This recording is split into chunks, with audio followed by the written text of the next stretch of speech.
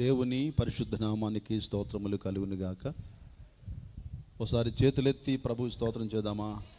హల్లెలూయా. మంచిది ప్రియులారా, ప్రభు సన్నిధికి కూడి వచ్చిన మీ అందరికీ నా హృదయపూర్వకమైన వందనాలు తెలియజేస్తున్నాను. అందరికీ వందనాలు. మీరు కూడా అనొచ్చండి వందనాలని. వందనాలు.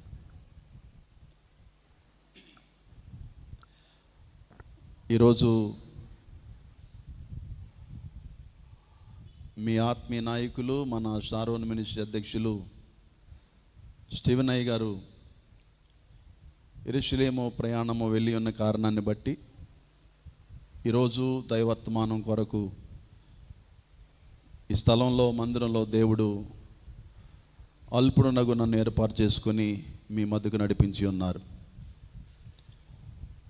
దేవుని బిడ్డలారా, మాట్లాడేది మనుషుడు కాదు, మాట్లాడేది దేవుడు అని మీరు నమ్మి ఆయన సన్నిధిలో కూర్చొని వాక్యాన్ని వినగలిగితే దేవుడు అందరితో ఈరోజు మాట్లాడతాడు. నేను ఒక మాట చెప్పగలుగుతాను. ఓ రోజున షేబా దేశపు రాణి సొలొమోను రాజు దగ్గరికి వచ్చి ఒక అద్భుతమైనటువంటి మాట పలికింది. నీ జనులు భాగ్యవంతులు, నీ జ్ఞానవాక్కులు వినుచుండు నీ జనులు భాగ్యవంతులు అని పదే పదే మాట్లాడింది. షేబా దేశపు రాణి స్థానంలో నేను వచ్చాను ఇక్కడికి. ఆమె పలికినట్లుగా సొలొమోనుతో నేను ఒక మాట పలుకుతున్నాను.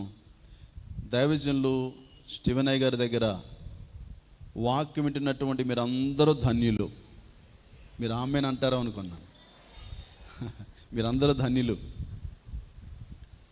అతి చిన్న వయసులో ఒక అద్భుతమైనటువంటి బలవంతుని చేతిలో బాణం వలె వాడబడుతున్నటువంటి అభిషిక్తులైన దైవజనుని యొక్క నాయకత్వం కింద ఉన్నటువంటి మీరందరూ కూడా నిజంగా లోకపరంగా అదృష్టవంతులు అంటారు, దైవికంగా నేను భాగ్యవంతులు అంటున్నాను. మీ భాగ్యం చాలా గొప్పది. దేవునికి స్తోత్రం. దైవజనులు మరి ప్రయాణమై యెరూషలేము వెళ్ళి ఉన్నారు. మరలా ఈ ఆదివారంలోగా మన మధ్యకు రానయ్యున్నారు. వెళ్ళే ప్రయాణం కోసం ప్రార్థన చేసినటువంటి మీరు తిరుగు ప్రయాణం కొరకు కూడా ప్రార్థన చేసి దేవుని ద్వారా దైవజనులు పొందుకొని వచ్చే ఆశీర్వాదాలన్నీ మీరు పొందుకోవాలి. మంచిది ప్రియులారా, ముందుగా నాకు ఈ సమయాన్ని ఇచ్చినటువంటి దేవాది దేవునికి నన్ను నిండు కృతజ్ఞతలు తెలియజేసుకుంటున్నాను.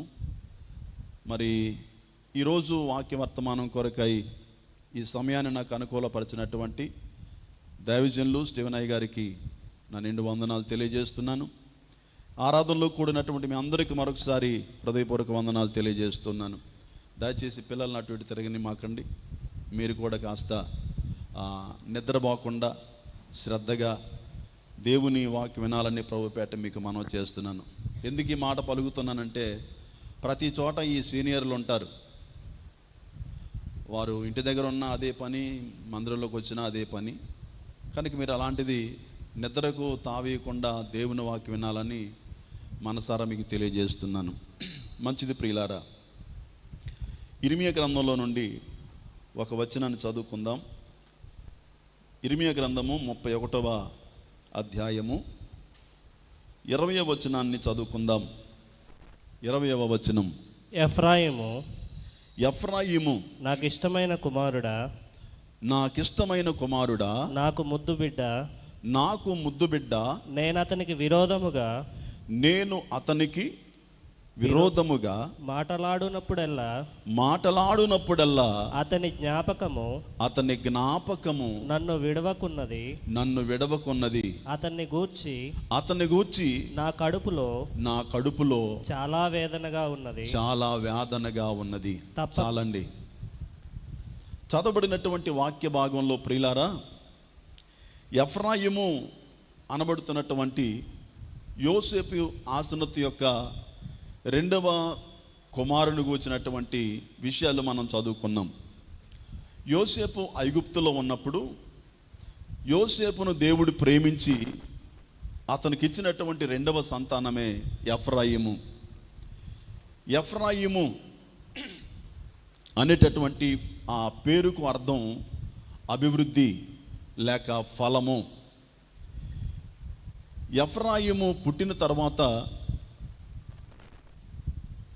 అతని కంటే ముందు పుట్టినటువంటి మనషే, వీరిద్దరూ కూడా ఐగుప్తులో ఎదుగుతూ కనానులో నుండి యాకోబు ఐగుప్తుకు వచ్చిన తర్వాత వారిద్దరిని యోసేపు యాకోబు ముందు నిలబెట్టాడు.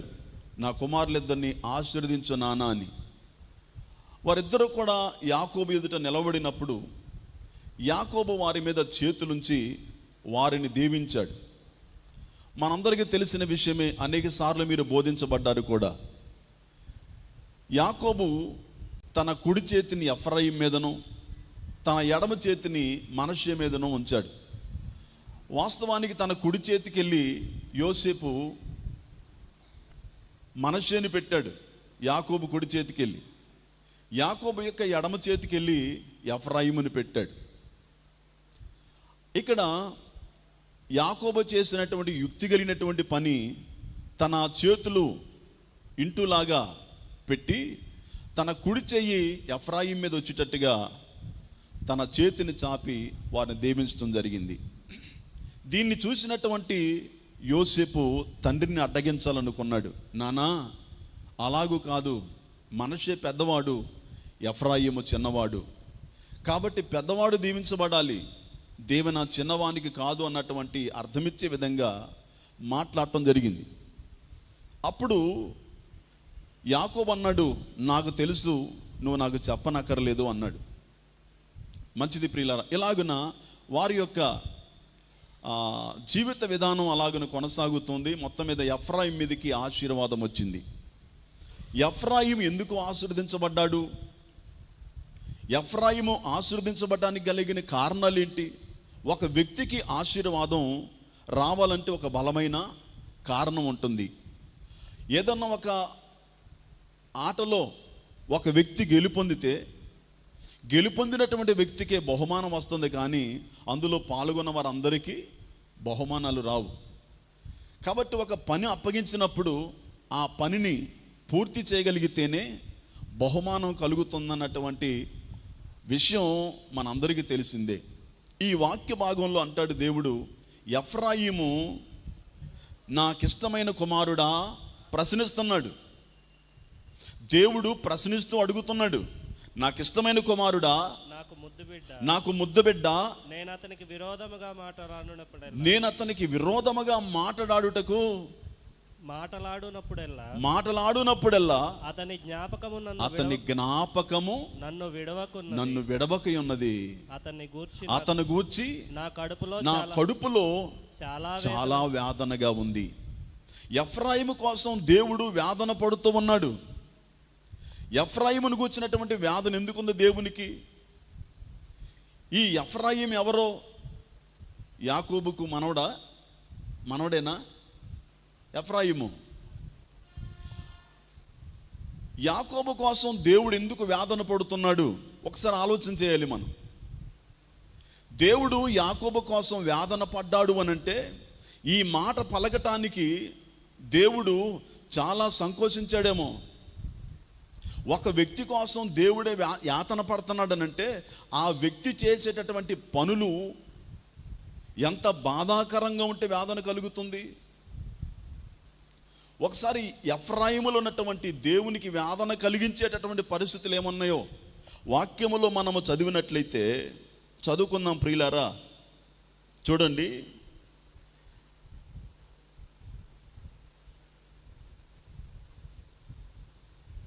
ఇర్మియా గ్రంథం 31వ అధ్యాయంలో 9వ వచనం చదువుకుందాం. వారు ఏడ్చుచు వచ్చెదరు, వారు నన్ను ప్రార్థించుచుండగా నేను వారిని నడిపించుదును. వారు తొట్టిల్లకుండా చక్కగా పోవు బాటను నీళ్ల కాలవల యొద్ద వారిని నడిపింతును. ఇశ్రాయేలునకు నేను తండ్రిని కానా? ఎఫ్రాయిము నా జ్యేష్ఠ కుమారుడు కాడా? దేవుడు అంటే రెండోసారి అడుగుతున్నాడు. మొదటిసారేమో ఎఫ్రాయిము నా జ్యేష్ఠ కుమారుడా అని అడిగినటువంటి దేవుడు రెండవ సందర్భంలో మాట్లాడుతున్నాడు, ఎఫ్రాయిము నా జ్యేష్ఠ కుమారుడు కాడా? జనులారా, జ్యేష్ఠుడు అనగా ఎవరు చెప్పగలుగుతారా? పెద్దవాడు జ్యేష్ఠుడు అనగా. పెద్దవానికి ఉండవలసినటువంటి ఆలోచనలు, పెద్దవానికి ఉన్నటువంటి బాధ్యతలు ఈ వచనం మనకు జ్ఞాపకం చేస్తూ ఉంది. ఒక ఇంట్లో ఉన్నటువంటి పెద్దవాడు ఎంత బాధ్యత కలిగి వ్యవహరించాలో ఈ వాక్యం మనకు క్షుణ్ణంగా తెలియజేస్తూ ఉంది. ఈ అసలు వాస్తవానికి కుటుంబములో అనగా యోసేపు కుటుంబములో పెద్దవాడు మనషేనేనా పెద్దవాడు? ఎఫ్రాయిమా? ఎవరండి? మనషే పెద్దవాడు. మరి దేవుడు ఎందుకు జ్యేష్ఠుడని ఎఫ్రాయిమని అంటున్నాడు? ఇంట్లో పెద్దవాడుగా పుట్టాడు కానీ ఏ బాధ్యత లేకుండా బాధ్యత రహితంగా ప్రవర్తిస్తున్నాడు మనషే. చెప్పుకోవడానికి పెద్దవాడే కానీ విలువలేని బ్రతుకుతున్నాడు. పెద్దవాడిగా పుట్టాడు కానీ ఆలోచన జ్ఞానము లేనటువంటి విధంగా వ్యవహరిస్తూ ఉన్నాడు. అందుకే దేవుడు చూశాడు, పుట్టడానికి పెద్దవాడిగా పుట్టినటువంటి ఈ మనిషే కంటే ఇంట్లో చిన్నవాడిగా పుట్టినా కూడా బాధ్యత కలిగినటువంటి ఎఫ్రాయిమే నాకు జ్యేష్ఠుడు అనుకున్నాడు. దేవునికి స్తోత్రం. ఈ విషయాన్ని బట్టి ఒకసారి ఆలోచన చేయాలి. దేవుని బిడ్డలారా, మందిరానికి వస్తున్నటువంటి మనము, దేవుని పిల్లలుగా ఉన్నటువంటి మనము సంఘములో రక్షించబడుతున్నాం. ఏదో ఒక రోజున వాక్యం ద్వారా దేవుడు మన ఆకర్షించినప్పుడు వాక్యాన్ని విని రక్షించబడ్డాం. రక్షించబడినటువంటి వారు చెప్పే సాక్ష్యాలు ఏంటి తెలుసా? మేము దేవుని నమ్ముకొని ఇంతకాలమైంది, ఇన్ని సంవత్సరాలైంది మేము ప్రభువుని నమ్ముకొని, ఇంతకాలమైంది మేము దేవుని నమ్ముకున్నామని చెప్పి సాక్ష్యాలు ఇస్తూ సంఘానికి వస్తూ వెళుతున్నారు కానీ సంఘములో ఒక బాధ్యత కలిగిన వ్యక్తిగా వ్యవహరించలేరు. ఎందులో కూడా వారు ముందుంటానికి వారు సాహసించరు. వారు దేవుని మందిరానికి రావటం వెనకే, దేవుని కార్యాల్లో పాల్గొనటం వల్ల కూడా వెనకే, ఏ విషయంలో కూడా వారు పెద్దవారు అనటానికి సరిపోయిన వారిగా ఉండరు. వాస్తవానికి ఎఫ్రాయిం అనగా అభివృద్ధి. దేవుని మందిరానికి వచ్చిన తర్వాత, ఒక మనుషుడు దేవుని దగ్గరకు వచ్చిన తర్వాత ఆ వ్యక్తి ఆర్థికంగా అభివృద్ధి పొందలేకపోవచ్చు, ఈ లోకపరంగా భౌతికంగా అభివృద్ధి పొందకపోయినా పర్వాలేదు, కానీ ఆ మనుషుడు ఆత్మీయంగా అభివృద్ధి పొందాలి. దేవుడు ఆయన కోరుకునే అభివృద్ధి ఏంటది? నా పిల్లలు ఆస్తిపరంగా గొప్పవారైపోవాలని దేవుడు ఎప్పుడు కోరుకోవట్లేదు. ఆస్తులు కాదు కావాల్సింది, దైవికంగా ఒక మనుషుడు వృద్ధిలోనికి రావాలి, దైవికంగా ఫలభరితంగా ఉండాలి. ఈ విషయాన్ని చూశాడు దేవుడు. అందుకంటాడు, ఎఫ్రాయిము నా జ్యేష్ఠ కుమారుడు కాడా? మరి ఎఫ్రాయిము జ్యేష్ఠ కుమారుడైతే దేవుని కడుపులో ఎందుకు అతని గురించి వేదనగా ఉంది? నాకు ముద్దు బిడ్డ అని అడిగాడు దేవుడు. ముద్దు బిడ్డ. మన పిల్లలంటే మనకి చాలా ముద్దు కదా. వాళ్ళని ఎంత ముద్దాడుతామో. ఎందుకు ముద్దాడుతాం? ఎవరి పిల్లల్ని ముద్దాడుతారు? మన పిల్లలు వేరే వాళ్ళ పిల్లల ముక్కులో శివుడు గారుతుంది అనుకోండి, వేరేగా అనుకోమాకండి, చీచి అని చెప్పి పట్టుకోవడానికి ఇష్టపడం. అదే మన పిల్లలు అలాగుంటే నా బంగారం అంటాం మనం. అది మనకి ఎక్కడంటినా దాన్ని కూడా బంగారమే అనుకుంటాం. అంటే మన పిల్లలు మనకు ముద్దు, ఎవరి పిల్లలు వారికి ముద్దు. ఇప్పుడు ఎఫ్రాయిము దేవునికి ముద్దు బిడ్డ అంటే, ఎఫ్రాయిం ఎప్పుడు దేవునితోనే ఉండేవాడు, దేవునితో ఉన్నాడు కనుకనే దేవుడు అంటాడు నాకు ముద్దు బిడ్డ అన్నాడు. ఈరోజు సంఘం కూడా దైవజనునికి అలాగ ఉండాలి, ముద్దు బిడ్డలాగా. ముద్దు బిడ్డలాగా ఉండాలనంటే ఎప్పుడు దైవజనునికి ఎక్కడ ఉండాలి?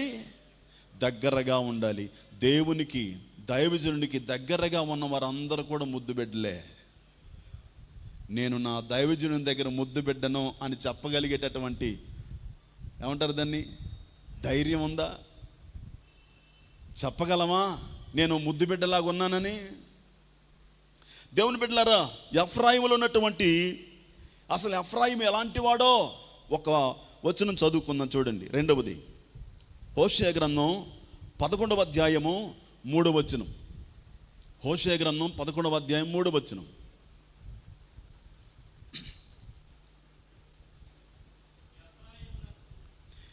ఎఫ్రాయిమును చెయ్యి పట్టుకొని వానికి నడక నేర్పిన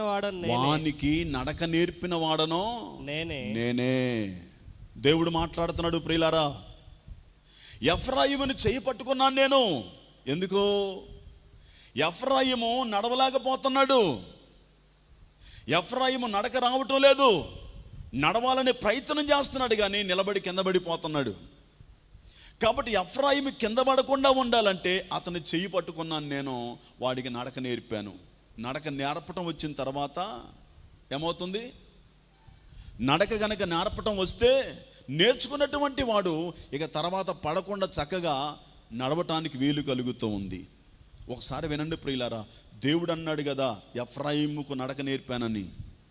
చాలా సందర్భాల్లో మన జీవితంలో కొన్ని బలహీనతలు మనం వెంటాడుతున్నప్పుడు, కొన్ని దుష్ట శక్తులు మనం ఆవరించినప్పుడు, కొన్ని సమస్యలు గుండా మనం వెళ్ళిపోతున్నప్పుడు, కొన్ని నష్టాల్లో మనం ఉన్నప్పుడు, అనేక సార్లు కలుగుతున్న పరిస్థితులను బట్టి చచ్చిపోతే బాగుండు, ఇక నా జీవితాన్ని ముగించాలి, నా తనువును చాలించాలి అనుకున్నటువంటి నిరాశలో ఉన్నప్పుడు, ఇలాంటి దిగులు పడుతున్న సమయంలో దేవుడు తన సేవకుని ప్రేరేపించి నీ దగ్గరకు పంపించి, నీవు అఘాయిత్యానికి పాల్పడకుండా, నీకు నీవుగా ఏ నష్టం చేసుకోకుండా నిన్ను దేవుడు కాపాడటం కొరకు దైవజనుని పంపిస్తే, దైవజనుని చేయి పట్టుకొని నీకు నడక నేర్పిస్తూ ఉన్నాడు. దేవునితో నడవటం నేర్పిస్తున్నాడు, దేవుని సంధిలో భక్తి నేర్పిస్తూ ఉన్నాడు. నడక నేర్చుకున్న తర్వాత, భక్తి నేర్చుకున్న తర్వాత, అపాయము నుంచి, ఆపద నుంచి విడిపించబడిన తర్వాత ఇక అయిపోయింది, నాకు నడక వచ్చేసింది, నేను నడవగలుగుతున్నాను, ఇక నాకు దేవునితో పని లేదు, దైవజనునితో పని లేదు, నేను స్వేచ్ఛగా తిరుగుతాను, నాకు ఎవరి సహకారము, ఎవరి అవసరము లేదు అనుకొని దేవునికి, దైవజనునికి దూరంగా జీవిస్తున్నటువంటి జీవితాలు నేటి సంఘములో అనేకమైనగా ఉండటం మనం చూస్తున్నాం. ఒకవేళ ఆ స్థితిలో ఉన్నట్లయితే ప్రియులారా, అది దేవునికిని, దైవజనునికిని అది వేదనకరమైనటువంటి పరిస్థితిని మనం గుర్తించాలి. ఎఫ్రాయిమును బట్టి దేవుడు వేదన పడ్డాడు. ఈరోజు ఎఫ్రాయిమును బట్టి దేవుడు వేదన కలిగినట్లుగా, వేదన పడినట్లుగా ఈ రోజున వస్తున్నటువంటి వారిని బట్టి సావుకుడు కూడా వేదన పడే పరిస్థితులు వచ్చాయి. ఒక సందర్భంలో మోషే ఇశ్రాయేలు ప్రజలు ఉద్దేశించి మాట్లాడుతున్నాడు. ఎంత వేదన గురి చేశారండి వారు, ఎంత శ్రమ పెట్టారు ఇశ్రాయేలీలు. అయినా కూడా మోషే ఎవరిని కూడా ఒక మాట అనకుండా ప్రతిది కూడా సహించుకుంటూ దేవునికి అప్పగించుకుంటూ వెళ్ళిపోతున్నాడు. వాస్తవానికి మోషే చేసినటువంటి పనులేంటో తెలుసా? ఓ సందర్భంలో ఇశ్రాయేలుడు తమ శత్రువులతో పోరాడుతున్నప్పుడు మోషే ఒక్కడే పర్వత శిఖరానికి తన చేతులు పైకెత్తి దేవునికి ప్రార్థన చేస్తున్నప్పుడు దేవుడు మోషే ప్రార్థన ఆలకించి ఇశ్రాయేలు పక్షాన మోషేను అంగీకరించి మోషే ప్రార్థనను బట్టి ఇశ్రాయేలు ప్రజలను ఆపదల నుంచి విడిపించాడు. దేవుని బిడ్డలారా, మోషే స్థానాన్ని ఈ రోజున దైవజనుడు కలిగి ఉన్నాడు. నీవు ఏ కష్టములో ఉన్నా, నీవు ఏ బాధలో ఉన్నా, నీవు విడిపించబడాలని, నీవు తప్పించబడాలని దేవుడు, దైవజనుడు నీ కొరకు కన్నీరు గార్చి ప్రతి రాత్రి, ప్రతి పగలు కూడా దేవుని తట్టు తన చేతులెత్తి ఉపవాసం ఉండి కన్నీరు గార్చి నీ కొరకు అంగలార్చి ప్రార్థన చేస్తూ ఉంటే నీ పక్షాన దేవుడు దైవజనుని అంగీకరించి, ఆ ప్రార్థన అంగీకరించి నిన్ను విడిపిస్తున్నాడు ఆ శ్రమలో నుంచి. ఆ పరిస్థితి మనము ఈ రోజున గ్రహించవలసి ఉంది ప్రియులారా. ఎఫ్రాయిములో ఉన్నటువంటి 3వ లక్షణం చూడండి, ఇతను ఎలాంటి వాడో. జకర్యా గ్రంథం 9వ అధ్యాయము 13వ వచనం చదువుకుందాం. యోధా వారిని నాకు విల్లుగా ఉంచుచున్నాను, ఎఫ్రాయిము వారిని బాణములుగా చేయుచున్నాను.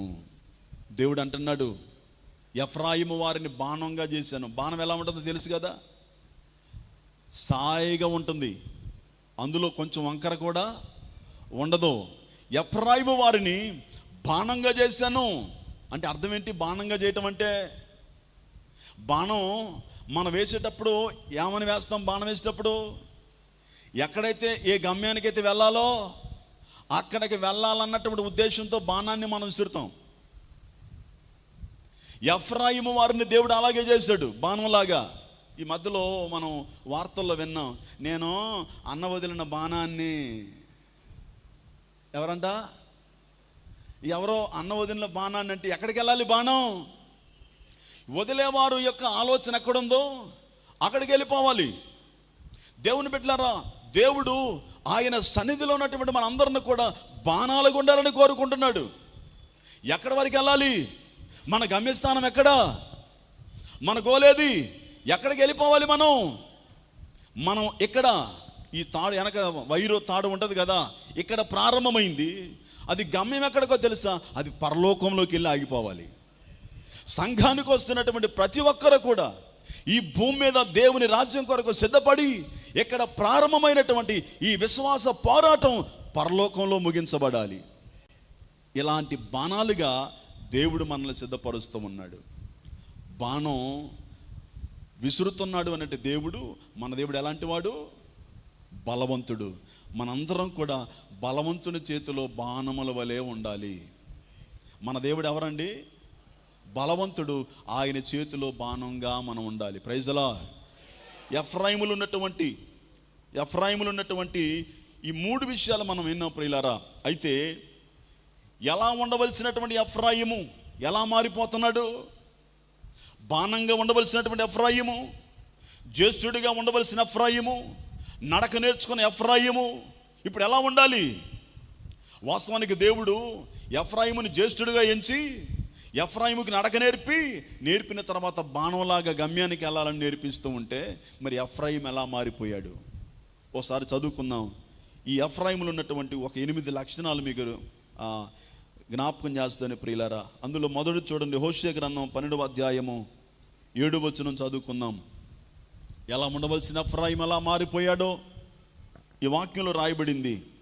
హోషేయ గ్రంథం 12వ అధ్యాయము 7వ వచనం చదువుకుందాం. ఎఫ్రాయిం వారు కనానీయుల వర్తకుల వంటి వారై అన్యాయపు త్రాసును వాడుక చేసెదరు. ఎఫ్రాయిము వారు అన్యాయపు త్రాసును వాడుక చేయుదురు. ఎవరి ఎఫ్రాయిము? దేవునికి ముద్దబిడ్డ. ఎవరి ఎఫ్రాయిము? దేవునికి జ్యేష్ఠుడు. దేవునికి జ్యేష్ఠ కుమారునిగా, పెద్ద కుమారునిగా, పెద్దవాడనగా జ్ఞానం కలిగిన వాడు, పెద్దవాడనగా పరిశుద్ధత కలిగిన వాడు, పెద్దవాడనగా ఆత్మీయతలో ఎదిగినటువంటి వాడు, పెద్దవాడనగా బాధ్యత కలిగిన వాడు, పెద్దవాడనగా దేవునితో నడిచేవాడు. ఈ ఎఫ్రాయిం ఎలా ఉన్నాడు? ఏం చేస్తున్నాడు?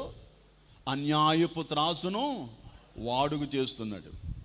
దేవుని దగ్గరకు వస్తున్నాడు కానీ, దేవునితోనే ఉంటున్నాడు కానీ జీవితం అంతా కూడా అన్యాయమే. అన్యాయంగా బ్రతుకుతున్నాడు. న్యాయాన్ని విడిచిపెట్టాడు. మరి దేవుడు ఏం కోరుతున్నాడు? న్యాయంగా ఉండమని దేవుడు కోరుతూ ఉంటే ఎఫ్రాయిం అన్యాయంగా జీవిస్తూ ఉన్నాడు. అయితే వాక్యం ఏముందంటే అన్యాయస్తులు దేవుని రాజ్యానికి వారసులు కాలేరు. దేవుని దగ్గరే ఉన్నాడు కానీ దేవుని రాజ్యానికి మాత్రం వెళ్ళలేడు. దేవుని రాజ్యానికి వెళ్ళలేనప్పుడు దేవుని దగ్గర ఉండటం వల్ల ఏంటి ప్రయోజనం? దేవుని బిడ్డలారా, ఎఫ్రాయిం అనుకుంటున్నాడు నేను వెళ్ళిపోతాను దేవుని రాజ్యానికి, నేను వెళ్ళిపోతాను అంటే మనం వెళ్ళిపోతాం అనుకున్నంత మాత్రం వెళ్ళిపోతామా? మనం వెళ్ళాలంటే దేవుడు కొన్ని నియమాలు ఏర్పాటు చేశాడు మన కొరకు.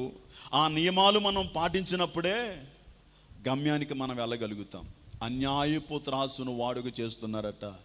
దేవుని దగ్గరికి వస్తున్నారు కానీ అన్యాయాన్ని విడిచిపెట్టడం లేదు. దేవుని దగ్గరికి వస్తున్నారు కానీ న్యాయంగా బ్రతకలేకపోతున్నారు. దేవుని దగ్గరకు వచ్చిన తర్వాత న్యాయంగా బ్రతకలేనప్పుడు ఇక ఏంటి దానివలన ఉపయోగం? రెండవది చూడండి, ఎఫ్రాయిములో ఉన్నటువంటి రెండవ లోపాన్ని మనం గమనిద్దాం. హోషేయ గ్రంథంలో 11వ అధ్యాయము 12వ వచనంలో చదవండి. ఎఫ్రాయిము వారు అబద్ధములతో నన్ను ఆవరించి ఉన్నారు. ఎలా ఆవరించారట? అబద్ధములతో దేవుణ్ణి ఆవరించారు. ఆవరించడం అంటే కమ్ముకోవటం. దేవుణ్ణి కమ్ముకున్నారు, చుట్టూ కమ్ముకున్నారు, అబద్ధాలతో ఉన్నారు. మీకు అర్థం కాదు ఒక మాట చెబుతాను. ఓ రోజు యేసు ప్రభు జనసమూహం మధ్యలో ఉండి వాక్యాన్ని బోధిస్తూ ఉన్నాడు. హఠాత్తుగా మధ్యలో అడిగాడు, నన్ను ఎవరు ముట్టారని. అప్పుడు యేసు ప్రభు ఆ మాట అడిగితే శిష్యులు ఏమన్నారు? అయ్యా, జనసమూహంలో అనేక మంది నీ మీద పడుతున్నారు, నన్ను ఎవరు ముట్టారని అడుగుతున్నావేంటి అని అంటే, అప్పుడు యేసు ప్రభు ఏమన్నాడు? ముట్టుకోవటం వేరు, మీద పట్టడం వేరు. కానీ నా మీద పడ్డోళ్ళ వల్ల నాకు ఎలాంటి అనుభూతి లేదు. నన్ను ఎవరో ముట్టుకున్నారు, నాలో నుండి ప్రభావం పోయింది బయటికి.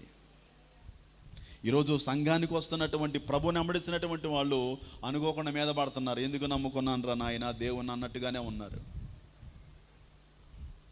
కొందరు మాత్రమే ప్రభువును కావాలని వెంబడిస్తున్నారు. కొందరు అతి కష్టం మీద పోకపోతే దేవుడు కొంటాడో లేదు కానీ అయ్యగారులు ఊకొనేటట్లు లేరు. ఆడ కనపడ్డా రాలేదేంటని అడుగుతారు అని ఇట్లా మొహమాటానికి వచ్చేవాళ్ళు కూడా ఉన్నారు. కానీ మనం కేవలం ఆయన మీద పట్టం కాదు, ఆయన ప్రభావం మనలో ఉండేటట్టుగా మనం ఆయన తాకాలి. స్తోత్రం. ఈ కరెంటు వైర్ నేను ముట్టుకొని అనుకున్న నాలుగు ఏమొచ్చింది? ఆ ప్రభావం వచ్చి నేనేమవుతాను చెప్పరే? అంటే బాగుందని అనుకుంటున్నారా? ఏమవుతాను? చచ్చిపోతాను. ఆ వెలుగు నన్ను తాకితే చచ్చిపోతాను. దీని అర్థం ఏంటి తెలుసా? భౌతికంగా చచ్చినా పర్లేదు, ఆత్మ సంబంధంగా మాత్రం చావకూడదు. ఈ వెలుగు వచ్చి ఏం చేస్తుంది? ఈ పవరు భౌతికంగా చంపేస్తుంది, ఆత్మ సంబంధంగా దేవుని దగ్గర తీసుకెళ్ళిపోతుంది. ఈ అనుభవం రావాలి మనకి. ఒకవేళ కొన్ని సందర్భాల్లో దేవునికి దూరంగా ఉన్నప్పుడు బ్రతికే కంటే దేవునికి దగ్గరగా ఉండి చావటమే లాభం. ప్రియులరా, ఎఫ్రాయిం ఎలా వెంబడిస్తున్నాడు దేవుణ్ణి, ఎలా ఆవరించాడు? అబద్ధములతో. ఎన్ని అబద్ధాలో!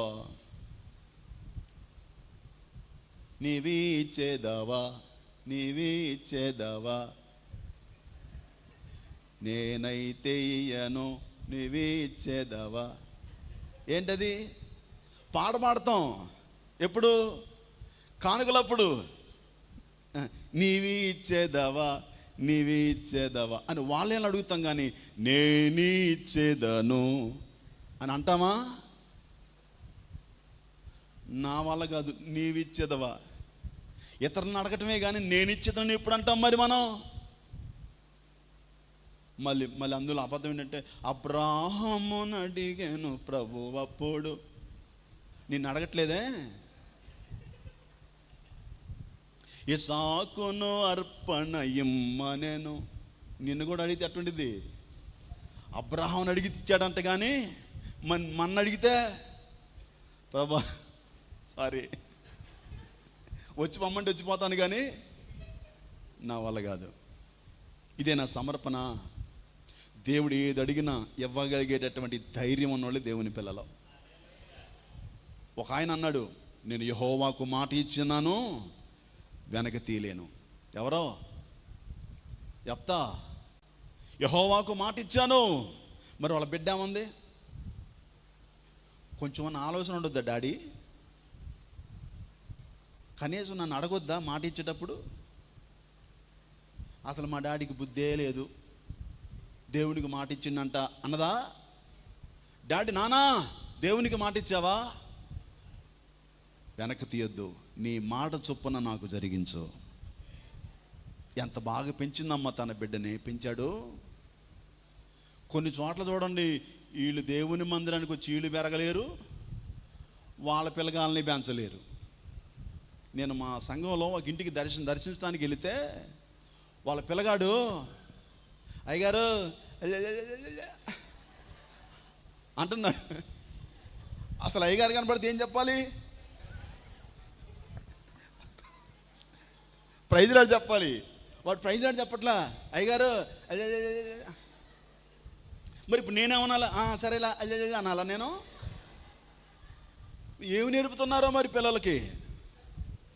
కొంతమంది పిల్లలకి ఏమీ నేర్పరో, వీళ్ళకి ఎదుగుదలుంటే చూడండి, తల్లిదండ్రులు భక్తి కలిగి దేవునిలో సాగుతూ ఉంటే వాళ్ళ పిల్లలు కూడా భక్తులు ఎదుగుతూ ఉంటారు.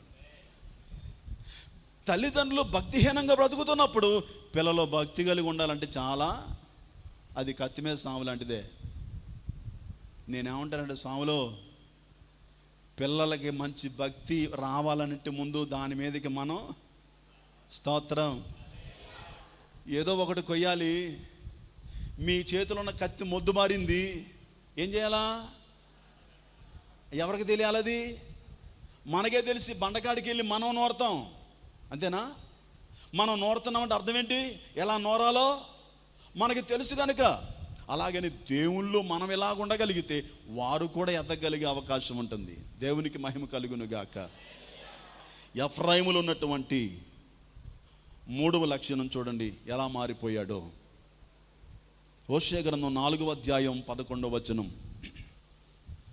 హోషేయ గ్రంథం 4వ అధ్యాయం 11వ వచనం.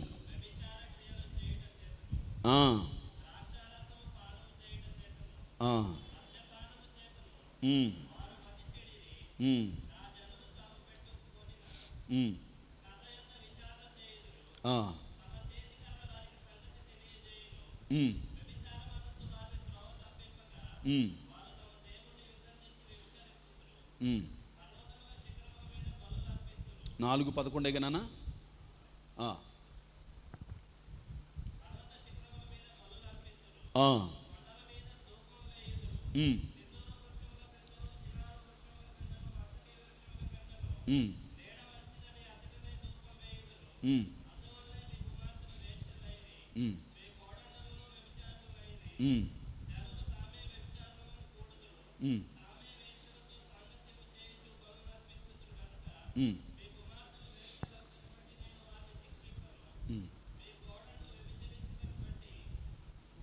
చదువు.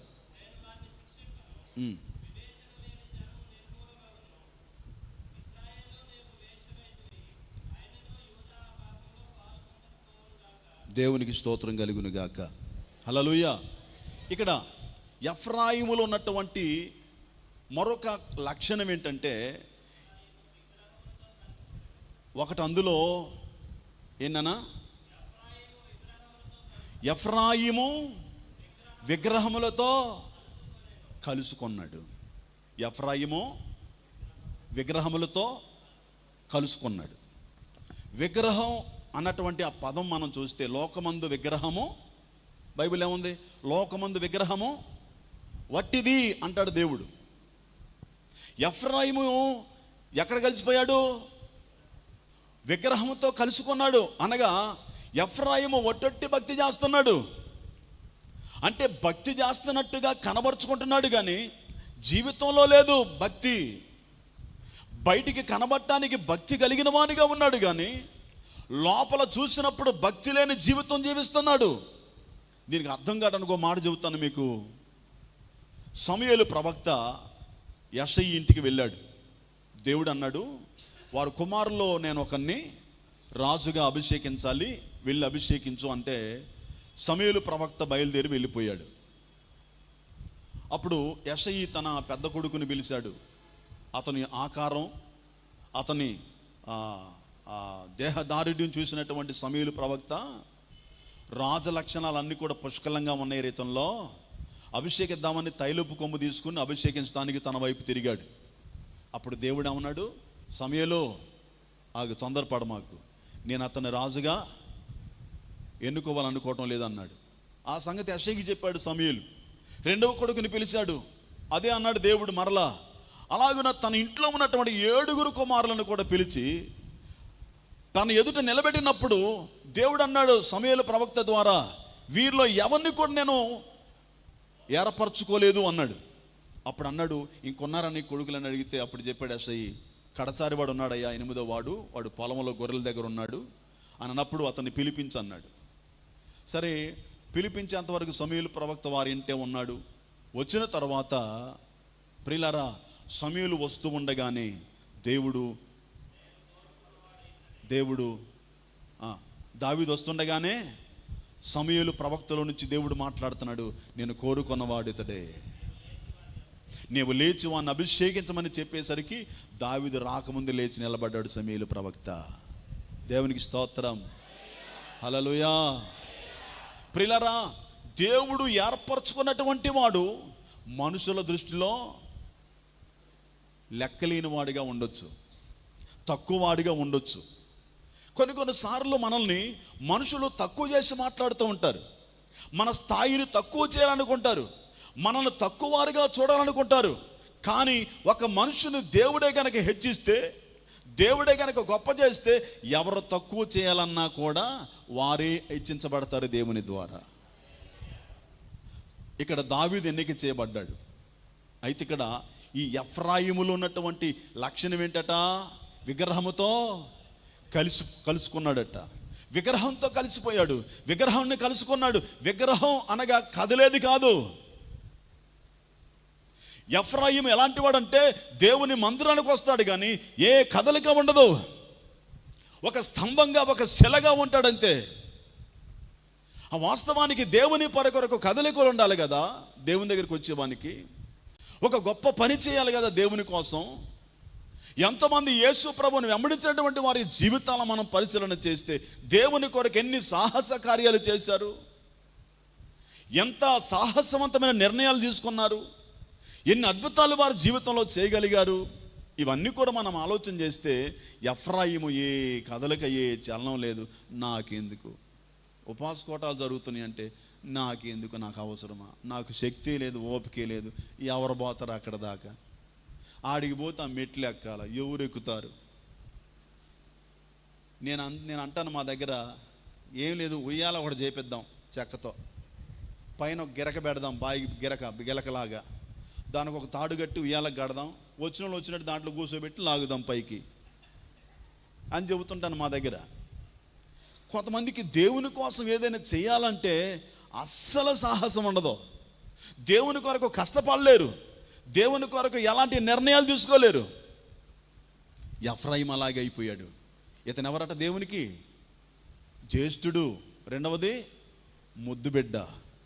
జ్యేష్ఠుడు ఎంత బాధ్యత కలిగి ఉండాలి. నీకు కదలగలేకపోతే నీతో ఉన్న వారు ఎలా కదులుతారు దేవుని కోసం? నువ్వు కదిలితేనే కదా వారు వీరు కదిలేది. చాలామంది ఈరోజు మందిరానికి వచ్చి వెళ్ళిపోతారు కానీ ఎక్కడ కదలరు. ఒకరిని బలపరచరో, ఒకరిని నడిపించరో. మరి ఎలా? మనం కదిలితే వారు కూడా మనం చూసి కదులుతుంటారు. మనం అట్ట నిలబడితే వారేం కదులుతారు? ఎఫ్రాయిము కదలికలేదు, శిల అయిపోయాడు, శిలగా మారిపోయాడు.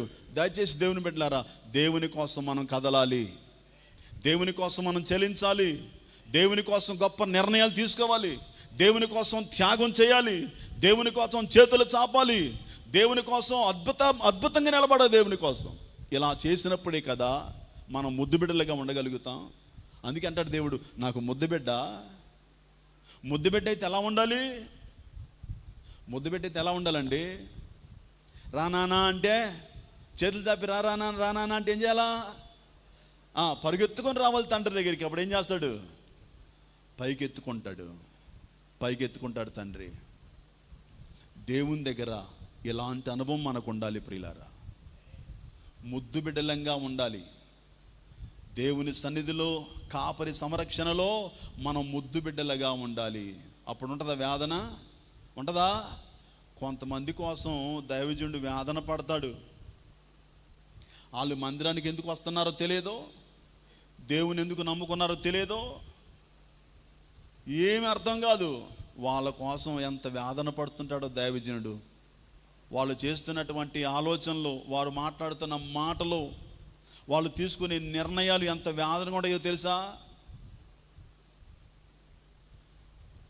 సంతోషాన్ని పంచవలసినటువంటి మనము వేదనకు గురి చేసేది ఇదే నా దైవభక్తి. మనము వేదనకు గురి చేయకూడదు.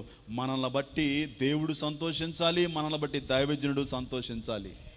దైవజనుడిని, దేవుని సంతోషపరచగలిగే స్థాయికి మనం ఎదగాలి. అది నిజమైనటువంటి భక్తి అని ఎఫ్రాయిము యొక్క బలహీనతను బట్టి మనం గ్రహిస్తున్నాం ప్రియులారా. ఇంకొక మాట చూడండి, ఎఫ్రాయిములో ఉన్నటువంటి మరొక లక్షణం చూడండి. యెషయా గ్రంథం 28వ అధ్యాయం మొదటి వచనం. యెషయా గ్రంథం 28వ అధ్యాయం మొదటి వచనం. త్రాగుబోతులగు ఎఫ్రాయిమీలట. ఎవరంటండి వీళ్ళు? ఎఫ్రాయిం ఎలాంటి వాడు? జ్యేష్ఠుడే, త్రాగుబోతు అయిపోయాడు. ఎఫ్రాయిమీలు తాగుబోతులు అయిపోయారు. ఈరోజు చాలామంది దేవుని నమ్ముకొని బలలో పాల్గొంటూ మందిరంలోనేమో బైబిల్ పట్టుకొని మంచిగా కూర్చొని ఇంటికి వెళ్ళిపోయిన తర్వాత దాని ముందు కూర్చుంటారు. దేని ముందు? ఓ రోజు దేవుణ్ణి నమ్ముకున్నాడట, దేవుని నమ్ముకొని మెడలో దండేసుకున్నాడు. పూసలు ఉంటాయిగా, చివరిలో శిలవ ఉంటుంది. ఓ దండేసుకున్నాడు. దండేసుకొని మందు ఆటానికి వెళ్ళిపోయాడంట. ఆ మెడలోనే ఉంటుంది ఎప్పుడు. అది ఆదివారం చర్చికి వెళ్ళిపోతాడు, దండ మాత్రం మెడలోనే ఉంటుంది. బాగా అప్పటికి ఎక్కువైపోయింది. ఆ గ్లాస్ కింద పెట్టి ఏదో పని మీద వంగేసరికల్లా ఆయన మెడలో ఉన్న దండ ఆ శిలువ గ్లాసులో పడిందంట. గ్లాసుకి వెళ్ళి చూస్తుంటే శిలువ కనపడుతుంది. ఓ ప్రభా, నేను ఒక్కనే వచ్చిన అనుకున్నాయ్యా, నువ్వు కూడా వచ్చావా? ఏమయ్యాడు? ఎఫ్రాయిము తాగుబోతు అయిపోయాడు. దేవుని వాక్యం వింటున్నా కూడా త్రాగుడు మానలేకపోతున్నటువంటి భక్తిలో నడిపించబడుతున్నాడు. దేవుడు ఎన్నిసార్లు మాట్లాడినా, ఎంత గద్దించినా కూడా ఆ బలహీనత నుంచి విడుదల పొందలేకపోతున్నారు. త్రాగుబోతులకు ఎఫ్రాయిమీలు తాగుబోతులు. కొంతమంది వస్తారు దేవుని దగ్గరికి. వచ్చినప్పుడు దేవుడు వాక్యం ద్వారా వారితో మాట్లాడుతున్నప్పుడు, దేవుని బిడ్డలారా, వారిలో ఉన్న బలహీనతలను విడిచిపెట్టి మందిరంలోనే సరిచేయబడి పశ్చాత్తాపడి మారు మనసు పొందుకుని తిరిగి వెళ్ళిపోతున్న వారు ఉన్నారు. దైవ చిత్తానుసారమైన దుఃఖము రక్షణార్థమైన మారు మనసును కలగజేయును అన్నట్టుగా ఎంతమంది మార్చబడి వెళ్ళిపోయారో. ఎంతో కాలం నుంచి వస్తున్నాం మందిరానికి, ఎన్నాళ్ళ నుంచి వస్తున్నాం ప్రభు దగ్గరికి. మన భక్తిలో మార్పు అనేది కనబడిందా? మార్పు లేనటువంటి జీవితాలు ఇంకా జీవిస్తున్నామా? ఒకసారి ఆలోచించండి ప్రియులారా. ఎఫ్రాయిములో ఉన్నటువంటి మరొక లక్షణాన్ని చూడండి. హోషేయ గ్రంథంలో 7వ అధ్యాయం 11వ వచనం. హోషేయ గ్రంథం 7వ అధ్యాయము 11వ వచనం చదువుకుందాం. ఎఫ్రాయిము బుద్ధి లేని పిరికి గుండె గల గొవ్వాయను. మీరు గొవ్వను గురించి ఆలోచన చేసినట్లయితే, గొవ్వ మూలుగుతూ ఉంటుంది. ఒకప్పుడు దేవునికి అర్పణించేటప్పుడు గొవ్వలను కూడా అర్పించేవారు. అయితే మూలుగులకు నిదర్శనంగా ఉంటుంది గొవ్వ. అయితే ఎఫ్రాయిము వారు ఎలాంటి వారట? బుద్ధి లేని పిరికి గుండె గల గొవ్వ అయిపోయాడు అని చెప్పాడు దేవుడు. అంటే మొలగటం అనేది ప్రార్థన చేయడానికి సాదృశ్యంగా కనబడుతుంది. ఎఫ్రాయిము వారు దేవుని మందిరానికి రావట్లేదు అనుకోవటానికి వీల్లేదు. మందిరానికి వస్తున్నారు, దేవుని దగ్గరికి వస్తున్నారు, ప్రార్థన చేస్తున్నారు, మూలుగుతున్నారు. ఎలాంటి మూలుగులు? బుద్ధి లేనటువంటి జీవితాన్ని జీవిస్తూ దేవుని పాదాలు పట్టుకొని మూలుగుతూ ప్రార్థన చేస్తూ ఉన్నారు. జీవితం అంతా కూడా బుద్ధిహీనంగా బ్రతుకుతున్నారు. ఓ ప్రక్కన మాత్రం ప్రార్థన చేస్తూ ఉన్నారు. బుద్ధిహీనతలోంచి బయటికి రావడం లేదు, ప్రార్థన మాత్రం మానడం లేదు. వీరిని అంటాడు పిరికి గుండె గల గొవ్వ. పిరికి వారు ఎఫ్రాయిమీలు. దేవుని కోసం వారు ధైర్యంగా నిలబడలేరు. అన్ని జనుల మధ్యలో అనేకుల కొరకు సాక్షులుగా నిలబడలేరు. నేను దేవుణ్ణి నమ్ముకొని వెళ్ళిపోతున్నాను. దేవుని దగ్గరికి వెళ్ళిపోతున్నప్పుడు నా మూలంగా నన్ను చూస్తున్నటువంటి ప్రజలు నా దేవుని గుర్తించాలన్నటువంటి త్యాగం ఎఫ్రాయిములు లేదు ప్రియులారా. దీనివలన దేవుని యొక్క నామం అక్కడ గణపరచబడుతుందా అంటే అతని మూలంగా దేవునికి ఘనత రావట్లేదు కదా. ఎందుకు? ఇతను పిరిగితనం కలిగి ఉన్నాడు. ఒక మాట వినండి, దేవుని పిల్లలు పిరిగితనం కలిగి ఉన్నారనంటే వారు సరిగా దేవుని వెంబడించలేరు. ప్రకటన 21:8 అంటాడు, పిరికివారు దేవుని రాజ్యానికి వారసులు కాలేరు. ఎక్కడ పిరిగితనం? మందిరానికి రావాలన్నా పిరిగితనమే, ఎక్కడన్నా దేవుని కోసం సాక్ష్యం ఇవ్వాలన్నా పిరిగితనమే, ఎక్కడన్నా దేవునికి మంచి కానుక ఇవ్వాలన్నా పిరిగితనమే. దేవుని పరిచర్య మన మూలంగా అనేక ప్రాంతాలు విస్తరించబడిలాగున కొన్ని గ్రామాలు దత్తత తీసుకొని ఆ ప్రాంతాలకు సువార్త ప్రకటించిన విషయంలో కూడా మనకి పిరిగితనమే. ఇలాంటి పిరిగితనం కలిగి నేను దేవుని మార్గంలోనే ఉన్నాను అన్నటువంటి భావన కలిగి మనం జీవిస్తూ ఉన్నాం. ఎఫ్రాయిం అలాగే ఉన్నాడు ప్రియులారా, పిరిగితనం కలిగి ఉన్నాడు. పిరిగితనం కలిగి ఎలాంటి పిరిగితనం? బుద్ధి లేనటువంటి జీవితం జీవిస్తున్నాడు. బైబిల్లో బుద్ధిహీనంగా బ్రతికినటువంటి వారు చాలామంది ఉన్నారు. వాళ్ళందరి గురించి నేను చెప్పట్లేదు, కానీ ఎఫ్రాయిములోనే ఉంది బుద్ధిహీనత. ఎవరైతేనో జ్యేష్ఠ కుమారుడు. ఎవరైతేనో ఎఫ్రాయిం అంటే అర్థం ఏంటి? అభివృద్ధి. ఎఫ్రాయిం అభివృద్ధి పొందాడు. ఎందుకు తండ్రి అయిన యాకోబు ఎఫ్రాయిమును దీవించాడు? ఎఫ్రాయిముకు యాకోబు తాత కదా, ఎందుకు దీవించాడు? ఎఫ్రాయిము అభివృద్ధిలో ఉన్నాడు, ఎఫ్రాయిము దైవికంగా ఫలిస్తూ ఉన్నాడు, తండ్రి ఇంట్లో బాధ్యత కలిగి ఉన్నాడు. కాబట్టి ఎఫ్రాయిమును దీవించాడు దేవుడు. ఈ రోజున ఈ ఆశీర్వాదాలే కొంతమంది భక్తుల జీవితాలు చూస్తే ప్రారంభంలో ఎంత భక్తి ఉంటుందో వారిలో. దైవజనుడు నిలబడి సాక్ష్యం చెబుతూ ఉంటాడు, పలానా వారండి నా పరిచర్యకు చాలా చేయూతనిచ్చారు, సేవలు నన్ను ప్రోత్సహించారు, నాకు కష్టం వచ్చినప్పుడు నాకు అండగా నిలబడ్డారు. ఇలాంటి ఎన్ని సాక్ష్యాలు చెబుతారో దైవజనులు వారి గురించి. అయితే ఆ సాక్ష్యం ఈ రోజున కాపాడుకుంటున్నామా? ఆ వరవడి, ఆ భక్తి ఈ రోజునుందా, జారిపోయిందా? ఆలోచన చేయండి. ఎఫ్రాయిం ఎలా ఉన్నాడు? ఎఫ్రాయిము ఎలా? బుద్ధి లేనటువంటి పిరికితనం వచ్చేసింది, బుద్ధిహీనంగా బ్రతుకుతున్నాడు. దేవుని మాత్రం విడిచిపెట్టట్లేదు. మందిరానికి వస్తున్నాడు కానీ బుద్ధిహీనంగానే బ్రతుకుతున్నాడు. ఇంకో మాట చూడండి, ఎఫ్రాయిములో 7వ అధ్యాయం 8వ వచనంలో, హోషేయ గ్రంథంలో, ఎఫ్రాయిము అన్యజనులతో కలిసిపోయెను, ఎఫ్రాయిము ఎవరిను త్రిప్పివేయని అప్పము వంటి వాడయ్యాడు. చేతులెత్తి స్తోత్రం చెబుతారా? అప్పం తెలుసా మీకు? అప్పం అంటే రొట్టె. మీరు రొట్టెలు చేసేటప్పుడు ఏం చేస్తారు?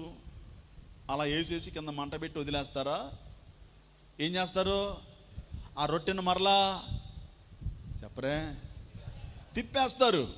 ఎందుకు తిప్పేయాలి? తిప్పకపోతే అది మాడిపోతుంది, మాడిపోతే తినడానికి అవకాశం ఉండదు. ఎఫ్రాయిం అలాగే ఉన్నాడు. ఎఫ్రాయిము రొట్టెలాగా ఉన్నాడు. మంచిదే, రొట్టెలాగా ఉంటాం మంచిదే. మనం కూడా పాడతాం కదా. ఎక్కడ? ఎవరి చేతిలో? దేవా నీ చేతిలో రొట్టెను నేనయ్యా బాగా మార్చయ్యా. ఇట్లా పాడతామా? మార్చమంటామా? మార్చకూడదు. ఏం చేయాలి? అటు ఇటు తిప్పేయాలి. ఒక పక్క మాడిపోతే తినటానికి అవకాశం ఉండదు. దేవుని స్తోత్రం. ఎఫ్రాయిమును తిప్పుదామని చాలా ప్రయత్నం చేశాడు దేవుడు, కానీ తిరగట్లా. తిప్పుదామంటే తిరగట్లా. ఏమైంది? ఎందుకు అలా మారిపోయాడు? ఎందుకు తిరగట్లేదు? అన్యజనులతో కలిసిపోయాడు. అన్యజనులు తిరగరు కదా. ఎఫ్రాయిమేమో దేవుల్లో ఉన్నవాడు, దేవుడు తిప్పినట్టుగా తిరిగేవాడు. ఎఫ్రాయిము దేవుడు ఎటు వెళ్ళమంటే అటు వెళ్ళేవాడు. ఎందుకు? నడక నేర్పినవాడు దేవుడే, బాణంగా చేసినవాడు దేవుడే. ఇప్పుడు ఎఫ్రాయిము తిరగలేకపోతున్నాడు. కారణం ఏంటంటే అన్యులతో సహవాసం చేస్తున్నాడు. కొంతమందిని చూడాలి, కొంతమందిని. మొన్న మా దగ్గరకు ఒక సహోదరుడు వచ్చాడు. అయ్యగారు ఈ సీజన్గా మొన్న ఈ డామ్ని పేలుతాయిగా, దాన్ని ఏమంటారు? ఆ సీజను ప్రార్థన చేయండి అయ్యగారు, షాప్ పెట్టుకుంటున్నా. నేనేమని చేయాలా ఇప్పుడు? ప్రతి బాంబు డామ్ని పేలాలి అని ప్రార్థన చేయాలా? బాంబులు తీసుకొచ్చి నా ముందు పెట్టి ఈ బాంబుల కోసం ప్రార్థన చేయండి అంటున్నాడు. నేనేమని చేయాలా? ఇంకొక మంచి విశ్వాసం వచ్చి, తాళ్ళు గీసే విశ్వాసం వచ్చి, అయ్యగారు 4-5 చెట్లు కళ్ళు వెళ్ళట్లేదు అని నాకు ఇంటికాడ చెప్పలేదు ఆ మాట. ఆడికి తెచ్చిపోయాడు, తీసుకెళ్ళిపోయి కొబ్బరి నుండి డబ్బా తెచ్చాడు. నాకు తెలియలేదు. అయ్యా 5 చెట్లకి కళ్ళు వెళ్ళట్లేదు, ఈ కొబ్బరి నూసి ప్రార్థన చేయండి అంటున్నాడు. నేనేమని చేయాలా? కొబ్బరి చెట్టు కాదు, తాడి చెట్టు కాడికి పోయి తాడి చెట్టు మీద నేను నూనె వేసి, అయ్యా ఈ చెట్టుకి ఇదా నేను చేయాల్సిన ప్రార్థన? కొంతమంది దేనికి ప్రార్థన చేపిస్తారో తెలీదు. ఈ ఎఫ్రాయిం ఎట్నే ఉంది భక్తి అంది. రొట్టెలాగే ఉన్నాడు. ఎవరి చేతిలో? దేవుని చేతిలో రొట్టెలాగా ఉన్నాడు. కానీ మరి ఇప్పుడు దేవుడు తిప్పినట్టు తిరగొద్దా? బైబిల్ ఒక ఎవల రొట్టె ఉంది, అది దొర్లుకుంటూ వచ్చింది. ఎక్కడ పడింది? అయ్యా మిద్యానీయుల డేరా మీద పడిపోయింది. ఏమైంది? రొట్టె పడేసరికి డేరాలు కూలిపోయినాయి. వాళ్ళు ఏమన్నారు? ఇది కేవలం రొట్టె కాదు, ఏంటది? యెహోవా. ఏంటది? ఎవరి ఖడ్గం అది? గిద్యోను, యెహోవా ఖడ్గం అని వారు చెప్పుకున్నారు. దేవుని స్తోత్రం. ప్రియులారా, రొట్టె మాత్రమే కాదు, అక్కడ ఈ ఎఫ్రాయిము రొట్టెలాగా ఉన్నాడు. తిప్పుదామంటే తిరగట్లా. తిరగకపోతే ఏమైద్దామా? కింద మంట వస్తుంది. తిరగకపోతే ఏమైద్ది? మాడిపోవడమే, తినడానికి లేదు. అప్పుడప్పుడు ఈ రొట్టెలో, ఏ రొట్టెలమ్మా? విశ్వాసులని రొట్టెల్ని చక్కగా తినగలేటట్టుగా కాలుద్దామని అయ్యగారు ప్రయత్నం చేస్తూ ఉన్నారు. నిజంగా అయ్యగారు ఎప్పుడు మంట పెంచాలో, మంట ఎప్పుడు తగ్గియాలో అన్ని అనుభవాలు తెలిసిన అయ్యగారు. పెంచే కాడ పెంచి, తగ్గించే కాడ తగ్గించి, తిప్పుదామని గంట పెట్టి తిరగేస్తుంటే తిరగట్ల రొట్టె. ఈ రొట్టెల సలగు ఎన్ని ఉన్నాయో ఇందులో. ఎంత తిప్పుదామన్నా తిరగని రొట్టెలో. అయ్య రొట్టెలో తిరగట్లా, అమ్మ రొట్టెలో తిరగట్లా. అయ్యగారు ఏం చేస్తున్నాడు తెలుసా? తిరగట్లేదని తిప్పే వాళ్ళని కూడా తీసుకొస్తున్నాడు ఈడికి.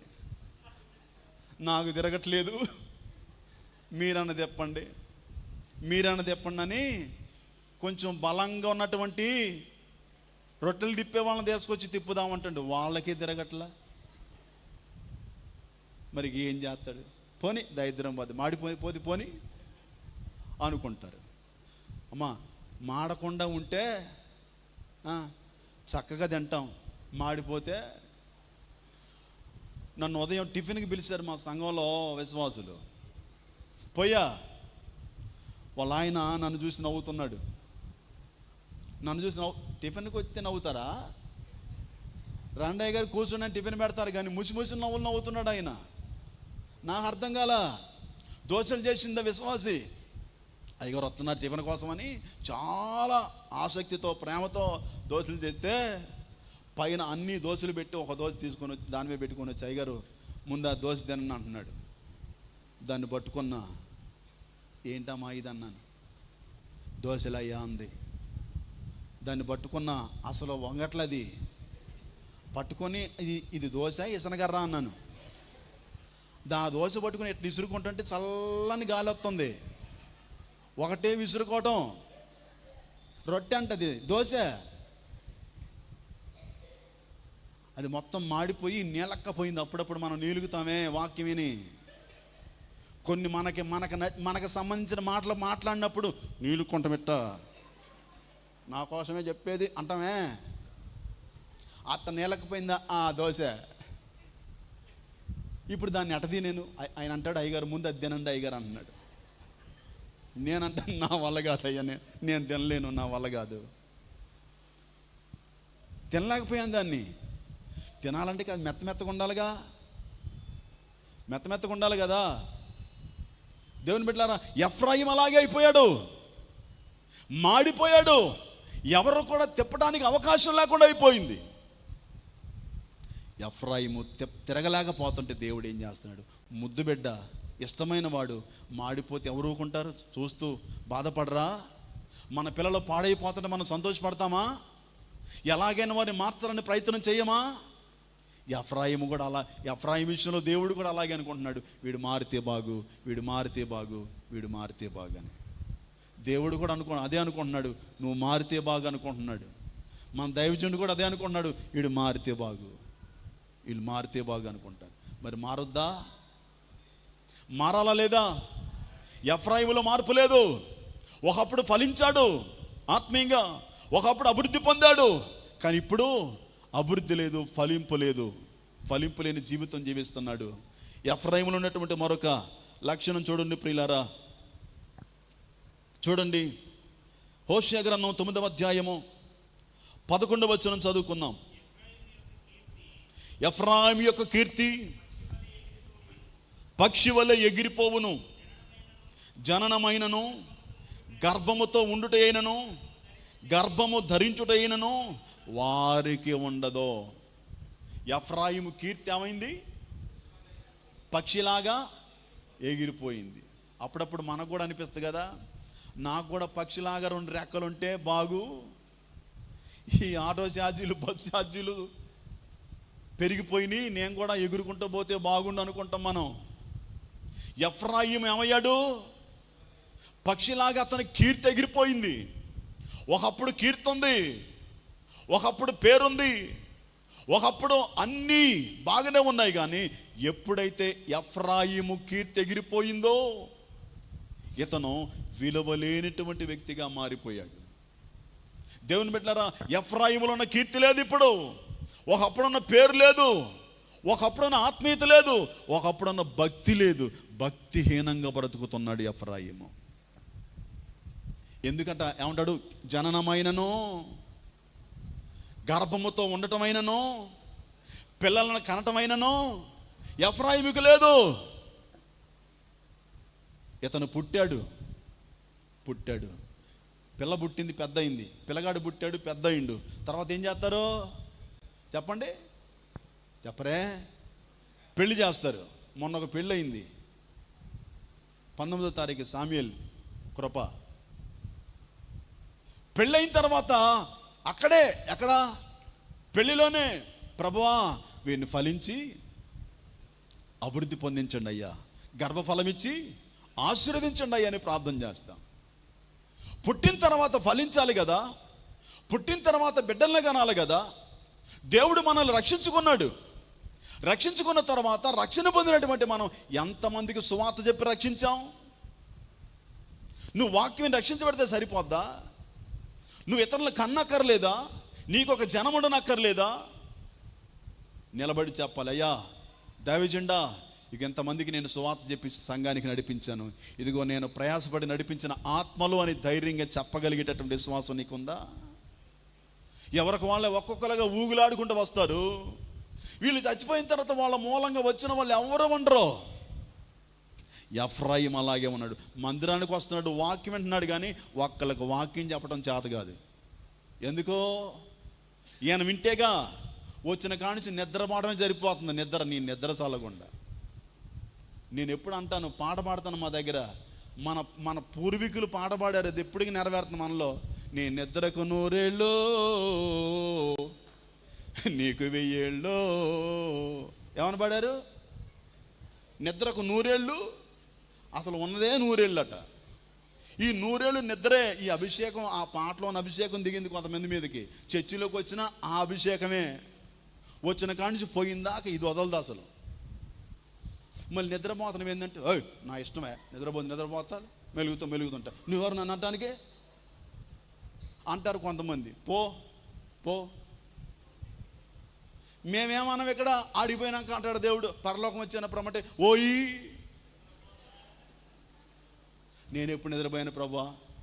నేను ఎంత బాగా ప్రార్థన చేసేవాడిని, ఎంత బాగా చర్చిలో కూర్చోనంటే ఒకసారి రీల్ చూపించమంటావా? వెనక్కి తిరిపి చూపించమంటావా? చూపించడం చేత కదా, మనమే ప్యాచ్ బ్యాక్ వెళ్ళిపోతాంగా.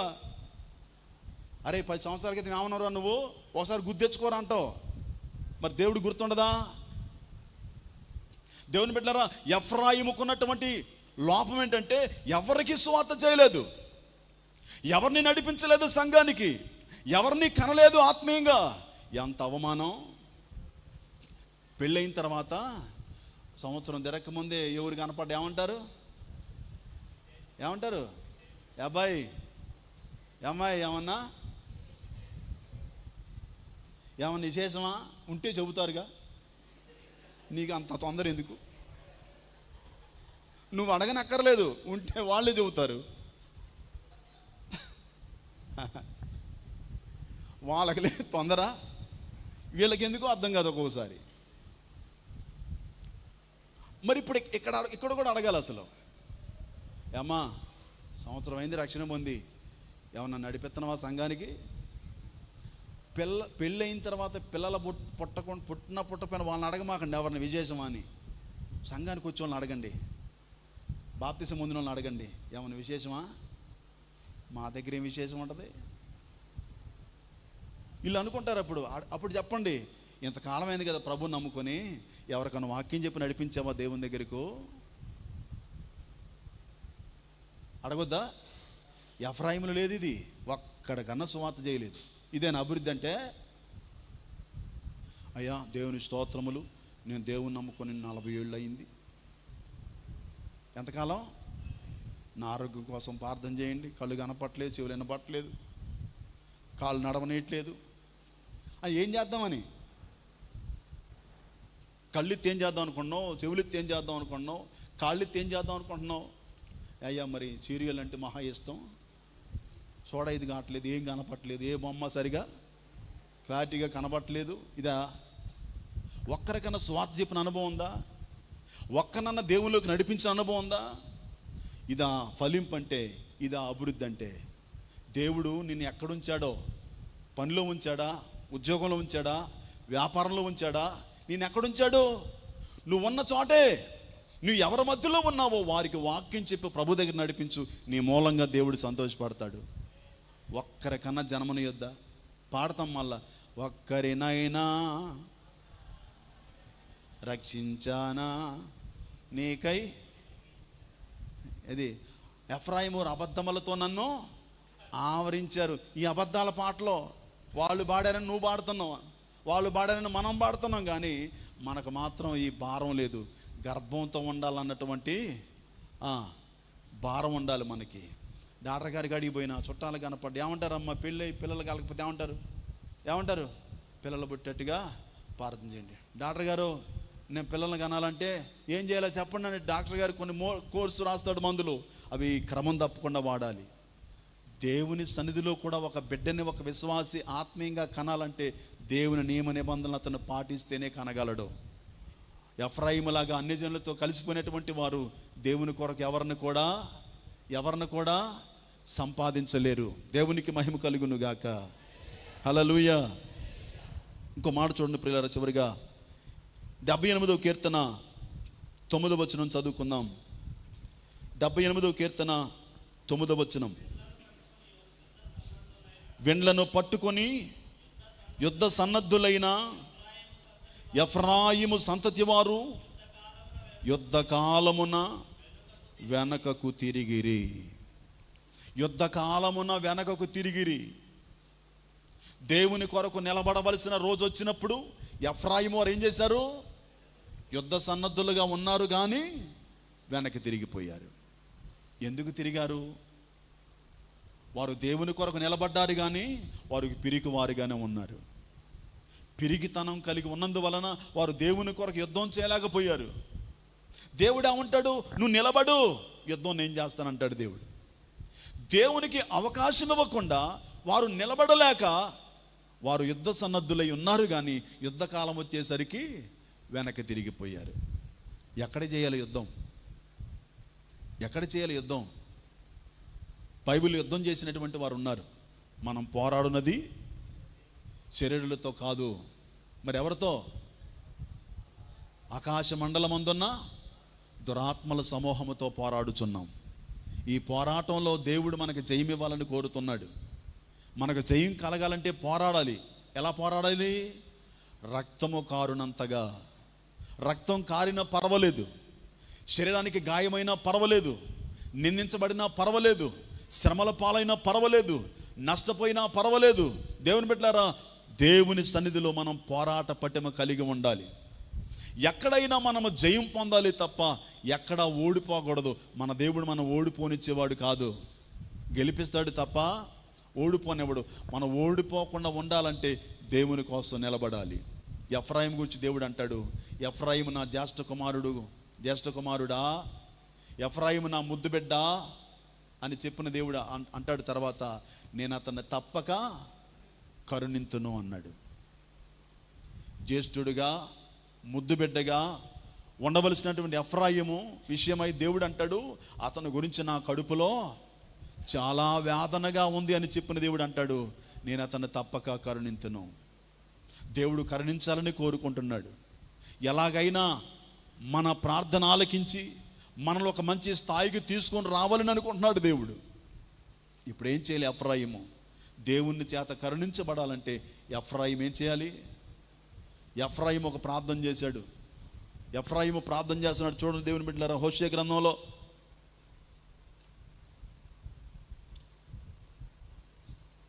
క్షమించండి, ఇర్మియా గ్రంథం 31వ అధ్యాయంలో 18వ వచనం, 31:18.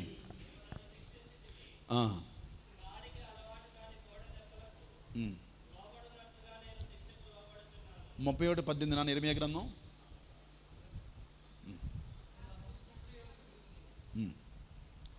చదవండి నాన్న.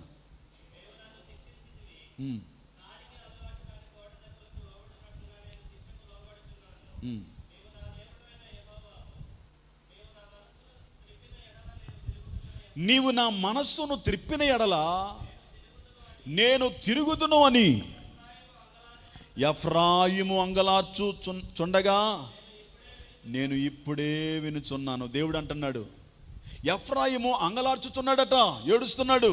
ఏమని? దేవా, నీవు నన్ను తిప్పితే నేను తిరుగుతాను. ఎఫ్రాయిము దేవుని తట్టు తిరగాలనుకుంటున్నాడు.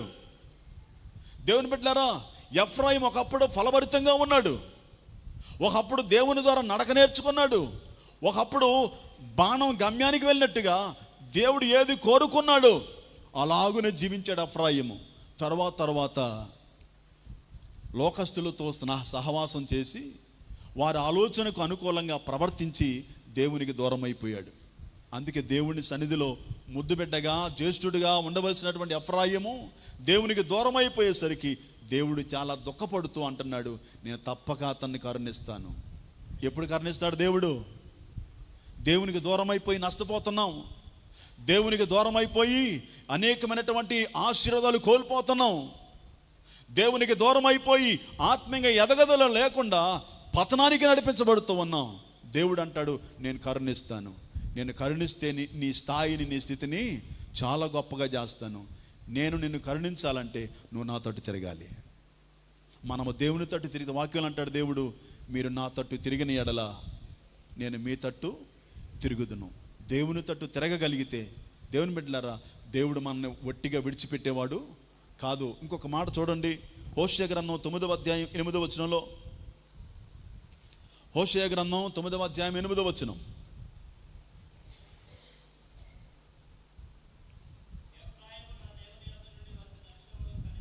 ఎఫ్రాయిము నా దేవుని యొద్ద నుండి వచ్చు దర్శనములను కనిపెట్టును. స్తోత్రం కలుగును గాక. చేతులెత్తి చెప్పండి. ఎఫ్రాయిం ఏం కనిపెడుతున్నాడు? దైవ దర్శనాన్ని కనిపెడుతున్నాడు. ఎక్కడుంది దర్శనం? దేవుని మందిరములో దర్శనం. ఎఫ్రాయిము దేవుని మందిరములోకి వచ్చి దర్శనాన్ని కనిపెట్టాలి. ప్రియులారా, దేవుని కొరకు కనిపెట్టినప్పుడు ఖచ్చితంగా దేవుని ద్వారా మనం కనికరించబడతాం. ఎలా కనిపెట్టాలి? ఒక మాట మీకు జ్ఞాపకం చేసి ముగిస్తాను. ఇశ్రాయేల్ దేశంలో ఉన్నటువంటి ఓ చిన్న అమ్మాయిని సిరియా దేశానికి చెరగా పట్టుకొని పోయినప్పుడు ఆమె ఒక ఇంట్లో పని మనిషిగా ఉంది. ఏ ఇంట్లో ఉంది? కుష్ఠరోగి అయినటువంటి నయమాన్ ఇంట్లో. ఆ అమ్మాయి చెప్పింది, అయ్యా, మా దేశంలో ఓ ప్రవక్త ఉన్నాడు షోమ్రోను పట్టణంలో, అతని దగ్గరికి వెళితే బాగుపడతావని చెప్పి యజమానురాలికి చెప్పినటువంటి మాట అతను విని వెళ్ళిపోయాడు. అక్కడికి వెళ్ళిపోయిన తర్వాత దైవజనుడు చెప్పాడు పరిచారకుని ద్వారా, నదిలో 7 సార్లు మునగమన్నాడు. అక్కడికి వెళ్ళిన తర్వాత ఆ ప్రదేశాన్ని చూసి ప్రారంభంలో నిరాకరించాడు. నిరాకరించినటువంటి ఇతను తర్వాత ప్రక్కన ఉన్నటువంటి వ్యక్తి బలపరిచాడు ఇతన్ని. అయ్యా, దైవజనుడు ఏం చెప్పాడు? కష్టమైన పని నేను చెప్పలేదు కదా, నీ మంచికే కదా ఈ మాట చెప్పింది, ఆయన చెప్పినట్టు చేయొచ్చు కదా, నీకు మేలు జరిగిద్ది కదా అని చెప్పిన దాన్ని బట్టి అతను మనసు మార్చుకొని దైవజనుడు చెప్పినట్టుగా పోయి యోర్దాను నదిలో 7 మార్లు మునిగి పైకి లేవగా తన దేహము పసిపిల్ల దేహం వలె మారిపోయింది. నేను మాట చెబుతాను, నీ ప్రక్కన ఉన్నటువంటి విశ్వాసి ఎప్పుడైనా బలహీనమైతే నువ్వేం చేయాలో తెలుసా? నయమాను ప్రక్కన వచ్చిన వ్యక్తి నయమాన్ని ఎలా బలపరిచాడో నువ్వు వారిని బలపరచగలిగితే వారు ఇంకా దేవుల్లో ఆత్మీయంగా బలపడగలుగుతారు. ఎవరిని బలహీనపరచకూడదు. దేవుని బిడ్డలారా, దేవునికి భిన్నంగా, దేవునికి వ్యతిరేకంగా జీవిస్తున్నప్పుడు వారి యొక్క ఆలోచన సరైనది కానప్పుడు వారిని ఆలోచన వారికి జ్ఞాపకం చేసి అవసరమైతే వారిని గద్దించి వారిని సరైనటువంటి దారిలో పెట్టాలి తప్ప వారి విశ్వాసాన్ని మాత్రం పాడు చేయకూడదు. ఎఫ్రాయిములో ఉన్నటువంటి బలహీనత దేవుడు చూసి అతను కరుణించాలనుకుంటున్నాడు. ఈ రోజున వాక్యం విన్నటువంటి మనల్ని కూడా దేవుడు కరుణించాలనుకుంటున్నాడు. ఎఫ్రాయిములో ఉన్నటువంటి లోపాలు మనలో ఉన్నాయా? దేవుడు ఎలా ఉండాలని కోరుకున్నాడు ఎఫ్రాయిమును? ఈరోజు మనం ఎలా ఉండగలుగుతున్నాం ఆలోచించాలి ప్రియులారా. ఎఫ్రాయిము ఎవరో తిప్పివేయని అప్పం వంటి వాడైపోయాడు, మాడిపోతున్నాడు, లోకానుసారంగా జీవిస్తున్నాడు, ఎవరి మాట వినడం లేదు, దేవుని మాట వినడం లేదు. అగ్గి మీద ఉన్నటువంటి ఆ రొట్టెలాగా మాడిపోతున్న పరిస్థితి. ఈ రోజున దేవుని పిల్లలంగా అనేకులం ఇలాగే ఉన్నాం. దేవుని మాట వింటున్నాం కానీ ఆ మాటను బట్టి మన మనసు తిప్పుకోలేకపోతున్నాం. మన మనసు చెప్పినటువంటి మార్గములు వెళ్ళిపోతున్నాం కానీ దేవుని తట్టు తిరగలేకపోతున్నాం. తిప్పాలని దైవజనుడు ప్రయత్నం చేస్తున్నా, తిరగలేకపోతున్నాం. అనేక మందిని ఎవరైనా వచ్చి తిప్పుతారని చెప్పి అనేక మంది సావుకులను తీసుకొచ్చి అనేక సభలు ఏర్పాటు చేసి మనల్ని తిప్పాలని ప్రయత్నం చేస్తున్నా కూడా, ఎంత ఖర్చు పెట్టుకుని ఎంత ప్రయాసపడి తిప్పాలని ప్రయత్నం చేస్తున్నా తిరగకపోతే ఎవరేం చేస్తారు? ఏం చేస్తారండి? యేసుప్రభు అంటాడు, దుష్టుని ఇంకా దుష్టునిగానే ఉండని, నీతిమంతునిగానే ఉన్నాయి. ఎంతకాలం చూస్తాడు దేవుడు? మనం కూడా అంటాం, చెప్పేంతవరకు చెబుతాం, తర్వాత మనం మాట అయినపోతే ఏమంటాం? పో నీ ఇష్టం అంటాం, నీ కర్మ వెళ్ళిపో అంటాం. దేవుని బిడ్డలారా, దేవుడు మనకు అవకాశం ఇస్తున్నాడు. ఎఫ్రాయిముని కరుణిస్తానని చెప్పాడు. ఈరోజు దేవుడు మనకు కూడా కరుణించడానికి ఇష్టపడుతున్నాడు. ఒకవేళ ఎఫ్రాయిములో ఉన్న లోపం మనం కూడా కలిగి జీవించి దేవునికి దూరస్తులం అయిపోతామంటే ఇప్పుడే ప్రభు దగ్గర పశ్చాత్తాపడి, దేవా ఎఫ్రాయిములాగా మొండితనం కలిగి మారు మనసు లేని జీవితంతో జీవిస్తూ అన్ని జనులతో కలిసిపోయి విగ్రహాలను కలుసుకొని త్రాగుబోతులుగా తిరుగుబోతులుగా అనేక రకాలైనటువంటి ఆత్మ సంబంధమైనటువంటి లోపాలను కలిగి నేను జీవిస్తూ ఉండగా ఈరోజు నీ వాక్యం ద్వారా నాతో మాట్లాడావయ్యా. నా జీవితాన్ని సరిచేయండి ప్రభా, నేను నీ తట్టు తిరుగుతానయ్యా. నన్ను పరిశుద్ధపరచండి దేవా, నీ పోలిక నాలో ఇవ్వండి నాయన. నేను మాదిరికరంగా జీవించినట్లుగా నేను నిన్ను వెంబడిస్తూ అనేక మందిని నీ కొరకు కని నీ కొరకు నేను ఫలింపజేయనట్లుగా నన్ను ఆశీర్వదించు ప్రభు అని ప్రార్థన చేద్దాం. ఎవరు మటుకు వారు ప్రార్థన చేయండి ప్రియులారా. అందరూ తల వంచి కళ్ళు మూసుకోండి. ప్రభు సముఖములో ప్రార్థన పూర్వకంగా ఉందాం. ప్రార్థన చేసుకుందాం.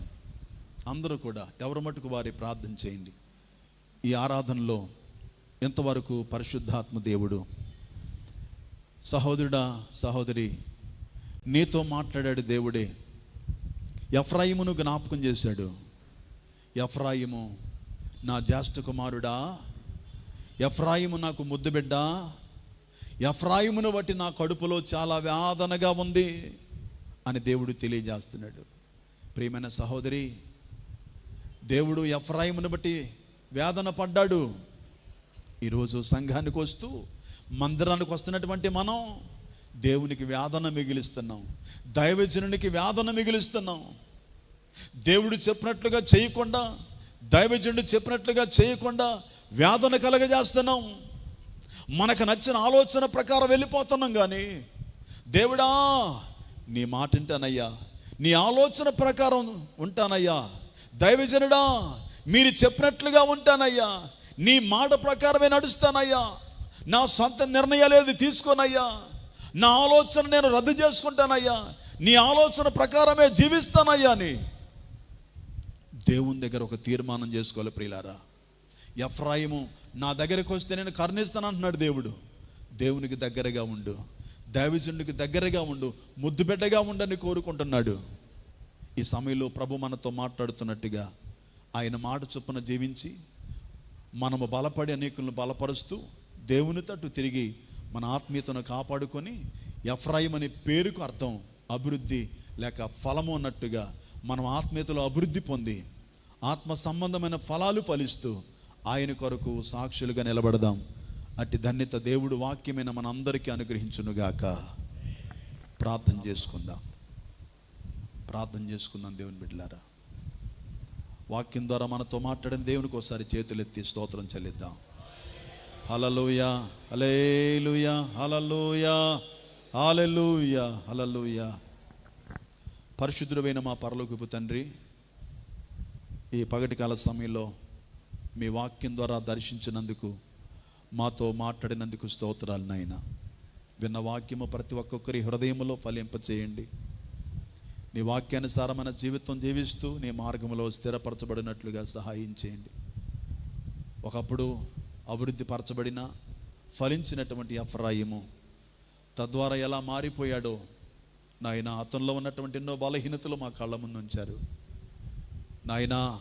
మార్చబడినటువంటి ఎఫ్రాయిము వలె మేము ఉండక అభివృద్ధి పొందినటువంటి ఫలించిన ఎఫ్రాయిము వలె మా జీవితాలు మీ సన్నిధిలో స్థిరపరచుకున్నట్లుగా మమ్మల్ని దర్శించి మీరు ఆకడ కొరకే మమ్మల్ని అందరినీ సిద్ధపరచమని తండ్రి మీకు వందనాలు. ఈ సమయంలో అయ్యా నాయన, ఈ షారోను మినిస్ట్రీ సహవాస పరిచయం అన్నిటినీ దీవించండి తండ్రి. ముఖ్యంగా దాసులు స్టీవెనయ్య గారు కుటుంబంతో కలిసి యెరూషలేము ప్రయాణమై వెళ్ళి అయ్యా అనేక ప్రాంతాలలో రక్షకునిగా మీరు సంచరించినటువంటి ప్రదేశాలను తిరుగుతూ మిమ్మల్ని మహిమపరుస్తూ వారు ఉండగా వారు తిరిగి మా మధ్యకు క్షేమంగా నడిపించబడినట్లు, వారు అనేకమైన అనుభవాలు మాతో పంచుకున్నట్లుగా, వారి ద్వారా చెప్పబడుతున్న ప్రతి మాట ద్వారా ఆత్మీయంగా మేము ఇంకా బలపరచబడి ఎదిగినట్లుగా మీ గొప్ప సహాయం మాకు దయచేయండి. కూడొచ్చిన బిడ్డలందరినీ దీవించమని యేసు నామములో ప్రార్థిస్తున్నాము తండ్రి. ఆమేన్.